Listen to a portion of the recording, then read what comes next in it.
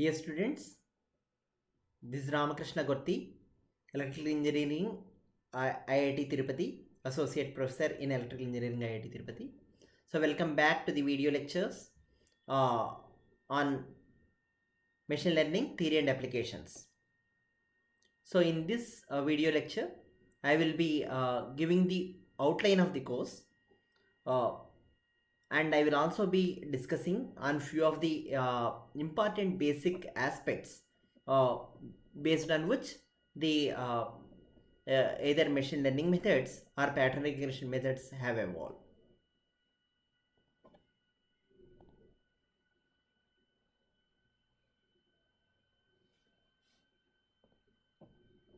So as discussed in the previous video lecture, I would like to reiterate that this is a basic course on machine learning and aim to give basic foundation, strong mathematical background and understanding of the concepts of several machine learning approaches.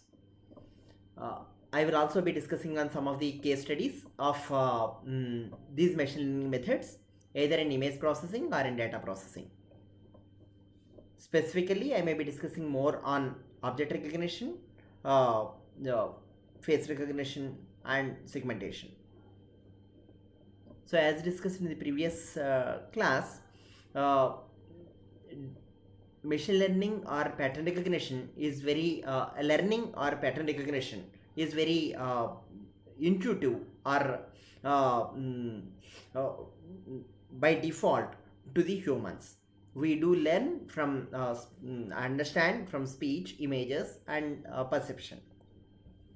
This example, as I discussed in the previous class, is very good to understand the pattern recognition task and various like steps or the blocks involved in performing a pattern recognition. And as discussed in the previous class, the machine learning is mainly in the classification task. So as we discussed, so if you would like to separate the fishes on a conveyor belt from the image that is taken by a camera on the top of it, what we do initially is to separate a particular fish from the rest of the fishes and identify exact region of interest of the fish, align it if necessary, though all that comes under pre-processing. After doing that, extracting relevant information like the number of fins, the length of the fish, area of the fish, lightness of the fish, average lightness of the fish, etc. This comes under feature extraction. That is, understanding relevant attributes of the object of interest to put into one of the category or to perform any automated task. So followed by using these features or the attributes, the quantitative assessment of the attributes that are referred to as features. How do we classify or how do we make a decision making? That is done through classification algorithms. Those are the main aspect where the machine learning has been applied in conventional techniques or many real applications. As I discussed, the previous approaches have learning more concentrated in classification task, but to some extent in feature extraction task and very less in pre-processing task. But the recent developments, as I said, has learning all through. So as we defined in the last class, from the background of irrelevant and relevant information, we would like to identify and to the relevant information and use appropriate attributes referred to as features when quantified for recognition. And this is done through learning in many of the cases. As discussed in the previous class, though there are several terms that are coined in the literature like signal processing, image processing, computer vision, pattern recognition, machine learning and artificial intelligence, there is a subtle difference between them. While few of them more focus on the application areas, few of them more based on the data they process, but there are some commonness. That is, computer vision, for example, if you consider it assesses two-dimensional information and three-dimensional information like images and videos. The assessment and bringing the inferences is through pattern recognition or machine learning per se. So we can consider the task as computer vision, but the operation that they do is pattern recognition, and the mechanism or the algorithm through which they do that task is through learning. So now as we discussed here, there is very thin margin or almost no margin between the machine learning and pattern recognition and computer vision especially. And similar is the case with artificial intelligence and machine learning, and now even they find applications in signal processing and image processing. So you can consider that the margins for these are very quite narrow now nowadays, and they are almost like they are involved, each application involves the other technique or other kind of thinking.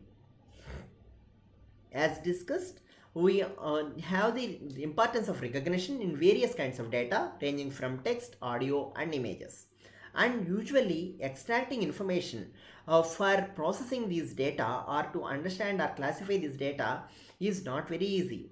So for example, if you want to say that from this speech signal, what is the speech that people have said, so it is not very easy. For example, if you record my speech, it is just a like variation of acoustic pressures, and it just numbers or a vector in real when in for a computer. From this vector over that is speech over some duration, how do I make out a sense is not very easy. Similarly, if you take an image, for example, image is a two-dimensional matrix. So for a computer, from the two-dimensional matrix where the intensity variations at the different sensor elements of a camera depict the natural scene, how do we recognize a person or a bike or a background is not very easy task. So I will during the process of the course I will discuss very little on the pre-processing, just to give a overall idea on your ability to apply the techniques that I discuss more on classification in real applications, and also on feature extraction I will discuss little more, because pre-processing usually can also be omitted in some of the cases, or can be may not be important in some cases as well, but feature extraction nevertheless plays a very important role in conventional approaches of classification and inferences or image processing or computer vision. So the main discussion of this course on machine learning and pattern recognition through machine learning is will be revolving or is around classification techniques. So I will be discussing various classification techniques ranging from the conventional statistical methods of classification like Bayesian approaches to discriminative approaches where kind of linear discriminant functions or function based decision making algorithms, to learning based methods like more prominently learning based methods like neural networks. Now let us see what what is importance of spending more time on this classification. So the say if I would like to develop a automated object detection or automated speaker recognition or a speech recognition or an automated text search. So what is important is first process, as we said, is pre-processing followed by feature extraction, and the next process or final process is classification or in terms of some decision making.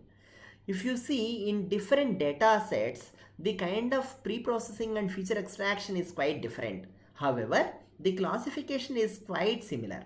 See, for example, this is a slide taken from Andrew Ng video lectures.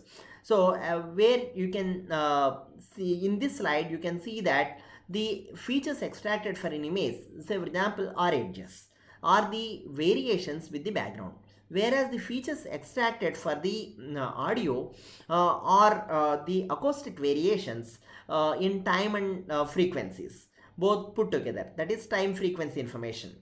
but the features or the representation that will help for better search is through a decision tree. So for each of these, the feature extraction stays or how do we represent this data in terms of their attributes is different. However, once we give the attributes, how do we make a categorization is quite similar. So, and these forms, either classification methods or the machine learning based classification methods, forms the backbone for not just for image processing methods but also for various data processing approaches. Wherever the automation through data, either in audio, like one dimensional or two dimensional, or even text and different models of data put together is important, these classification methods are common thread are like required at the after pre-processing step for each of these tasks. Thus, we focus more on the classification methods and these feature extractions are more domain specific. So, for example, for speech, one kind of features are required. For object detection, different kind of features are required. Even in object detection, face detection is quite different from detecting a rectangular objects like this. And say if I would like to differentiate between persons and dogs, it may be different kind of feature extraction is probably good enough. But if I want to differentiate between different persons, slightly different or involved feature extraction is required. So this pre-processing and feature extraction are domain specific tasks, but the classification algorithms or the machine learning algorithms that drive these classification methods are unique to all the applications, and there we focus our like course on. So if you understand the content of this course, you will have a thorough mathematical background on like understanding any of the many of the methods or the publications in these areas where you have this corresponding approaches used, and you will also have a solid background to understand them and conceptually and as well as intuitively what these methods are able to how these methods are able to do and what these methods are doing. And you will also be able to appreciate the like their ability to classify large data, and you will be able to apply in several real scenarios. So to get started on the outline of the course, what we do is I will give a strong mathematical background that is required for this course initially in few classes. Since machine learning methods or pattern recognition methods are based on linear algebra, vector calculus and probability basics, and some of the very relevant basics I will revise and I will discuss in this course before I start on to the methodologies or the algorithmic developments. And then I will give few of the important concepts based on which these methods are developed that will help us to understand how the evolution of these machine learning methods has come up. And then I will also discuss on some of the feature extraction methods, because if you would like to apply in real situations, the classification methods alone, which are now the important common thread that we noticed, are not good enough.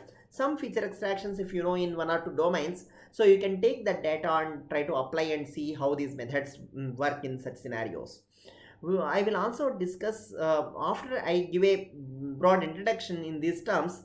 I will bring in specific topics like Bayesian decision theory, where statistical like methods are being developed for pattern recognition, classification, etc. So where this Bayesian decision theory helps us to evolve with a learning based methodology where you have large number of samples or good number of samples, and to bring in some probabilistic approaches for bringing categorizing different categories of the samples or the data points we have with us. Similarly, within the category of statistical classification or learning approaches, we have maximum likelihood and maximum a posteriori estimation methods, where you may not have very good data or very good statistics of the data